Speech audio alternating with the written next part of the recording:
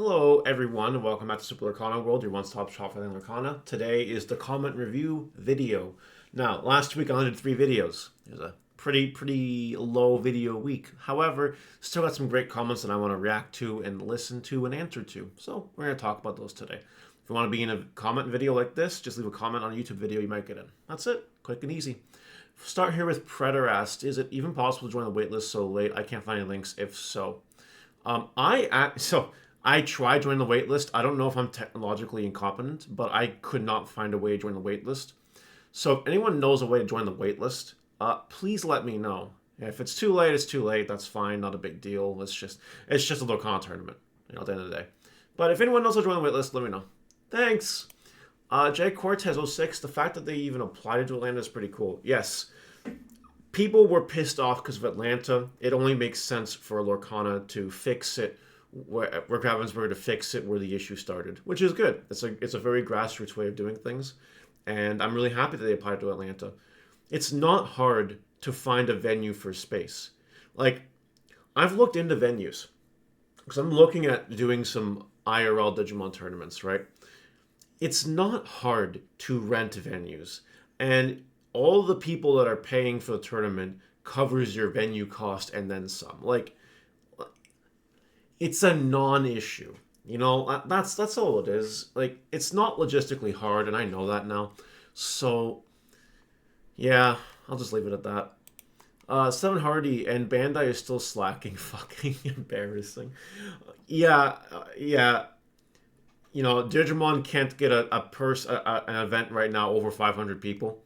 And Lorcana here is shooting at 2,000. And One Piece is shooting at 1,000. And One Piece is the band I love child. It really goes to show you just how much a company can care. And that's why I'm bringing this up, right? Ravensburger has no problem doing a 2,000 person tournament. Wizards has no problem doing a 2,000 person tournament for Magic. And when they come up for Pokemon has no problem doing whatever they want. And Yu-Gi-Oh! Same thing.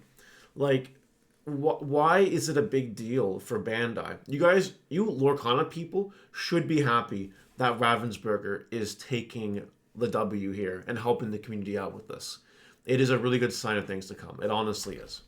So let's move on now to some Market Watch comments from Mav1877. Good to see some enchanted cards being featured. I have a few in holding for now. I'm not the biggest of fan of common enchanted cards because it's pretty much the same story for almost all of them. But, I threw some bones there and gave a few enchanted cards, and that's okay. Don't expect me to do like 5 or 6 enchanted cards every Market Watch. It's not going to happen, unless there's a reason for it to happen. But I thought I would give you guys a bone. Pete Corp. Love Lorcana Market Watch videos. Looking forward to more. Thank you, Pete Corp. I appreciate you loving the content, and, Market Watch videos are going to keep coming. And I can't wait to do more.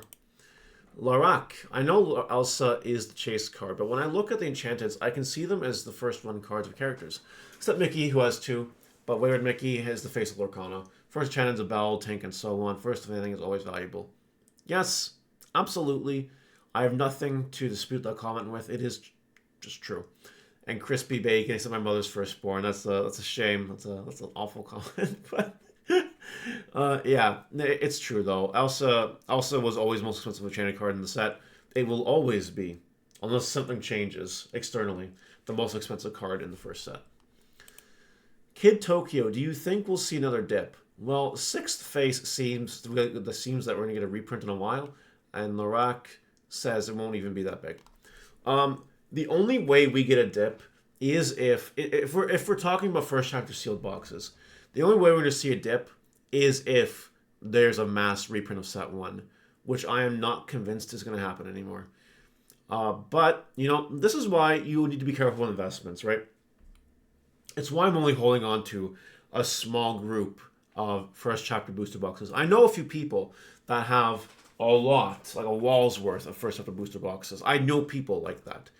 And, it's fine, because, worst case scenario, I guess, to this is we see another dip because more is reprinted. Fine. In 10 years from now, though, that won't matter because they're still going to be expensive, and the person with the wall of Lorcana products is still going to be on top. So it only at this point, a reprint would help the players. It would had Lorcana, Ravensburger's wallet for sure. I just don't think it's going to happen because, Ravensburger knows that their game is made by players, but Ravensburger is smart enough to know that their game is also funded by collectors and investors. They know this. They know this. They can't piss off both groups of players, which is why you saw them expand the cap of Atlanta and hereafter. And it's why Chapter 1 probably won't have a massive reprint anymore. Because the collectors stop buying their game, they lose a large chunk of volume. Collectors and investors buy more of this game than you think they do. And I'm going to leave it at that. We'll only see a dip if the first chapter reprint happens, which I'm not convinced is going to happen. And that's all that is. Kenny Dieterich, 8181. Local stores offering Chapter 1 boxes at $212 when you play in the store championship. Makes me think more Chapter 1 will be hitting the market this month. I guess we'll find out. I have no other words. I can't speak for what your LGS is doing. I have no words. Might happen, might not happen. I don't know. Sis 151. Love the content. Also, I agree with maybe limiting versus banning certain cards. Thanks for these videos. Appreciate the conversation. I am all about the conversation. There are people out there that like making the deck profiles and the podcasts and the gameplay videos. That's not for me, essentially. It's not. I just like having conversation-based content or market-related content. Those are my strengths. So, I'm glad that you do enjoy that. Durzo Highwind, nice t-shirt. Did you watch 2006 World Finals when that happened? I was actually at the Berlin Stadium. I'll never forget it. Well, he's referring to my FIFA 2006 Italy shirt. I was 14. I did not watch it in person, but I did watch it on TV. And while I can't remember it exactly verbatim, I remember watching it with my family, and it was a good time. I like soccer. I'm Italian. Soccer's cool. The final comment of the day goes to web host Kiji1960. My LGS put the link for the championship online. Only 3 out of 20 regulars was able to sign up. I'm not going back to that store. They could have a 17 plus out of town people come support them on a weekly basis. This is a very interesting comment. The way that this might be more of a Ravensburger problem than anyone else, but if I'm wrong, correct me. I think I don't word this. If I was a Lorcana LGS and I was responsible for holding one of these store championships, if I had a way to prioritize it to locals first, I would do that. Now, I just don't know if that's the case or not because I'm not a Lorcana LGS. I'm not made privy to that information. I don't know.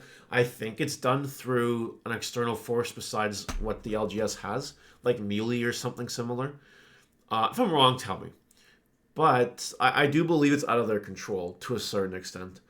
So yeah, it sucks, but that's the way it's going to be, right? People are going to shark these events. People are going to go. They're going to drive hours to go to these events to try to win stitches. That's just how it's going to be. We can't change it. We can't do anything about it. But that's how it goes.